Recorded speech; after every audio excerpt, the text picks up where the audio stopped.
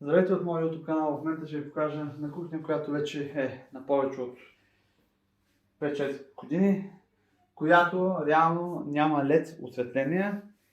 Осветление имаме алтернативно, което за мен е пълен боклук, но ще стане с хубава модерна визия. Да, няма да е вкопано, но ще изглежда много окей и ще направи осветлението, работата, когато готвите, почиствате си кухнята или пък даже си правите сутрешната рутина да си направите едно кафенце, ще видите колко хубаво и осветлено ще стане.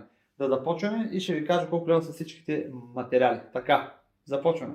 Като първоначално това е самия плод, тук е над котлончето и тук ще има и в тази част ще има. Най-важното е, не трябва самата LED лента, която се поставя съответно с охладителния канал, да не бъде в по-предната част. Не повече от 10 на сантиметра трябва да е назад, че когато светне, когато е в предната част, тук в случая, образува една сянка, която като падне долу, тази част остава тъмна, съответно и целият заден плод. Когато е в по-задната част, в тази част, светлината реално пада и равномерно уразмерява и изпълнява своята функция.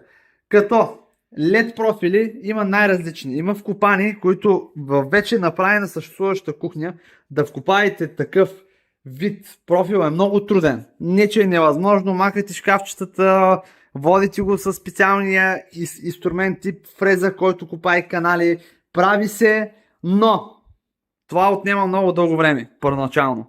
Второто нещо, което е на стара кухня, мисля, че такъв филм не си заслужава. Втория вариант, който доста хора го предпочитат, е тип LED профил, който се слага тук във ъгъла. В момента ви го показвам. Аз съм слагал такъв. Много е добре като цяло, но има един малък минус, който на мен не ми харесва. Когато светне, въпреки че има ъгъл, много често ви блести в очите. Което на мен лично не ми допада, защото вече съм го правил. И доста хора, които правят нови кухни, използват даже до ден днешен такива профили, които реално са окей, но това е минуса, който аз съм го забелязал.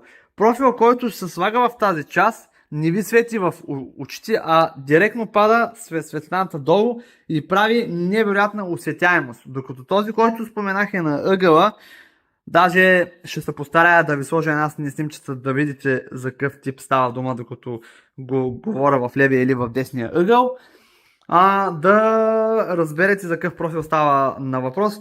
Той малко и много, макар че има ъгъл, който е пречупването на светлината на 90 градуса, направене малко или много ви бие в очите, което на мен не ми харесва. И осветяемостта на пода, на плота в случая и на самия гръб остава много неосветена и реално малко си покуцва.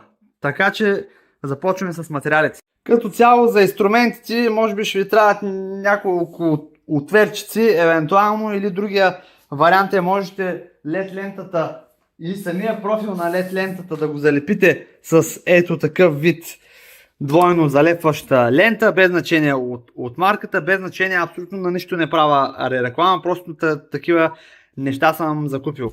Ето го профил, който съм го избрал. Сега в момента ще ви го покажа какво представлява. Ето го профилчето, което в случая е алуминиево, тъничко е, има в пакетчето към него е дадено с,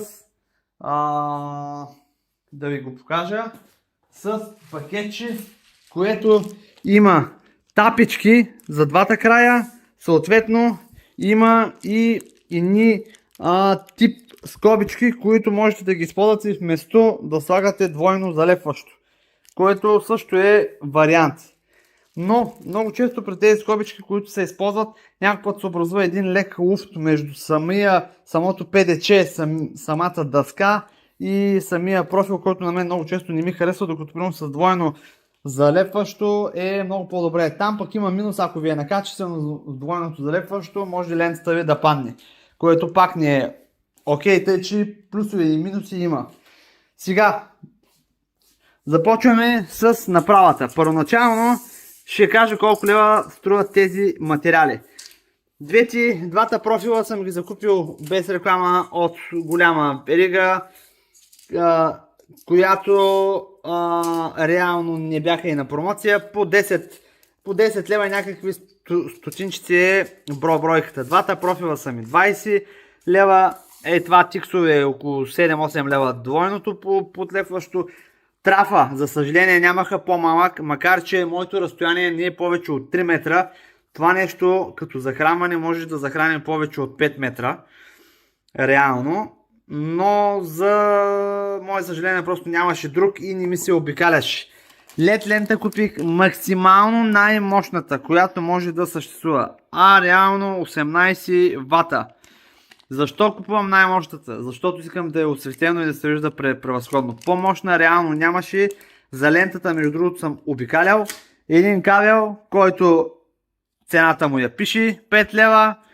Това е кабел реално за тон колони, но е с дебели квадрати, реално да може да отговаря на 12 волта, защото използваме LED лента, която е 12 волта. Започваме етапа на работа и ще ви го показвам и него. Махнахме стария антураж и започваме напред да действаме. Сега първоначално започваме да лепим самата LED лента, като я лепим вътре в профила на алуминиевия канал в легнало положение. Тази част ще си я използваме за връзване към захранването. За другата част ще използваме и кабелчето. Ще видя даже, за да мислям дали този кабел да не го подменя с моя, който е реално прозрачен. Но даже моя кабел е по-дебел в случая от този, който е, но това е съвсем друга тема. Може би ще го оставя този, за да не се занимавам. И след това в задната част ще почнем да го лепим с двойното подлепващо. Там ще покажа ефекта. Първо разлепвате лентичката и започваме да лепим. Залепихме я и сега започваме да лепим двойното подлепващо от задната страна. Залепихме двойното подлепващо и отново се връщаме към кухнята.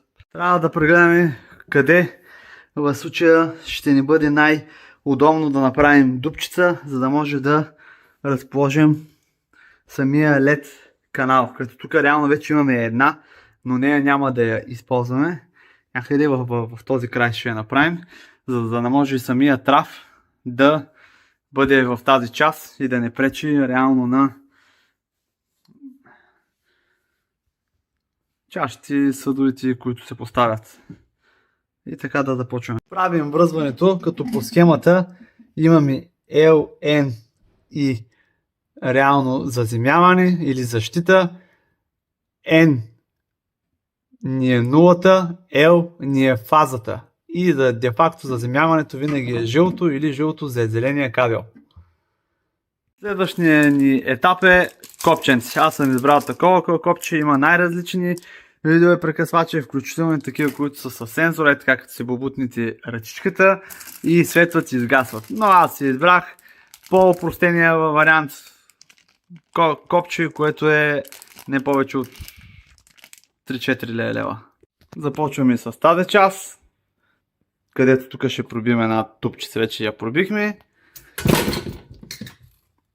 Ще прекараме кабелчето долу и продължаваме. След едно дълго прекаране от една дупчица тук и не ме питайте по какъв начин сме го прекарали. До тук взехме решението, че ще бъде и от тук в случая ще си мини за другата дупка, която ще слезне долу и ще се разположи тук LED лентата. Но той прекаране така, както изглежда много лесно, отне повече от 25 минути, даже бих казал, може би 30. Същата процедура в момента я минаваме и тук. Отрязали сме си го, взели сме си мярката, слагаме в момента двойното залепващо, слагаме LED лентата и почваме. Пробихме дупчица, сложихме прекъсвача, прекарахме кабелчетата, сложихме самия канал, вътре е поставена LED лентата. Даже една проба може да направим без да сме сложили в момента плюса и минуса. ефекта. Както бях казал, сянката, която остава е тука, която е навътре. Когато се сложи по-напред, сянката става отзад по-голяма и неприятна. Когато ъгъла е тук, ви свети срещу очите този тип канални ленти. Мярката, само да я покажа, навсякъде е еднакво. Няма никъде разлика и продължаваме. Това е за сега. Сега почваме и тази страна. Сега, вече като за финал, нещата тук ще ги подвържим. Вързали сме 220 волта и аз решавам, че предпочитам да ми работи постоянно 12 волтовия трансформатор, който преобразува, не да го прекъсвам през ключа. Такова решение вземам на този етап. Мисля, че е по-разумния, защото ако нещо се случи с този ключ и си с мокри ръце и го бутнеш, има шанс да те препарира. А когато си на 12 волта е в по-безопасно състояние. Как сме го направили? Плюс и плюс сме го вързали и сме го прекъснали с контакта. Винаги е хубаво да се прекъсва от плюса, а минуса, минус с минус от двете страни, защото реално имаме тука и тука LED. Сме го вързали и ефекта в момента, който е, сега ще го тестваме, или ще светне, или ще гръмне, или няма да светне. Оп, този вече светна. Еврик. Модерно LED осветление. Това е найлончета, който решава нещо да каже. Ще ги махнем след малко, но да довършим с цялата процедура. Ефекта мисля, че е превъзходен, даже по-хубав от превъзходен. Лично на мен ми харесва. Двойното залепващо е превъзходно, не предполагах, че ще бъде окей. Взех го реално от кварталния магазин, който предлага строителни материали. По-добро изгледа даже от на големите вериги. Впечатлен съм. Оп, теста. Мисля, че е превъзходно. Вие вече ще споделите и ще кажете дали ви харесва. Тук е ефекта набързо, тук малко е разхвъляно, но ще се оправи, тук нещата са окей, тук са позабърши, тървпостът е тук, не щях да го надам, защото е на 220 волта, прекъснал съм го контактора през 12 волта, можех да го прекъсна през 220, реално сега в момента контактора работи постоянно, но по-добре е да работи, защото ако тук даде нещо накъсно, тук може да те убие. И ефекта, вуала! Тук е много хубаво. Лошото е, че не направих от страната за готвене, защото шегичка. Тук е най-хубавата част за готвенето, за да съжда. Кабели никъде не съждат, скривал съм ги, няма да казвам какъв секси ядох докато го направя. А само аз си знам. Това е найлончета. Новичко. Реално това е финалния резултат. Пускаме.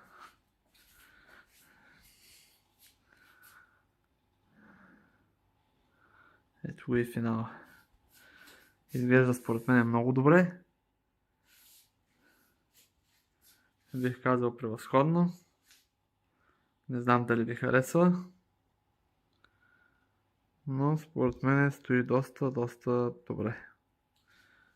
При положение какво беше, какво стана, въобще нямаше осветление. Както споменах, сянка има съвсем малко в тази част, когато се сложи нагоре-долу около 10-12 см от самия гръб. Ако го сложите, както ви обясних, с профил, който е с насочване на 90 градуса на ъгъл от тук, ви бие в очите. Не прави сянка, но малко е по-неприятно. А този момент в момента е най-добрия за LED осветление, като съответно прави кухнята модерна. Въпреки, че не е вкопано, пак казвам, профила е с много малък диаметър, който реално е не повече от няколко милиметра, може би около 5-6 мм, тънък е и въобще не се забелязва. Бих казал, че е превъзходен. Надявам се, че видеото ви е харесало и съм бил полезен с информация за доста хора. Благодаря.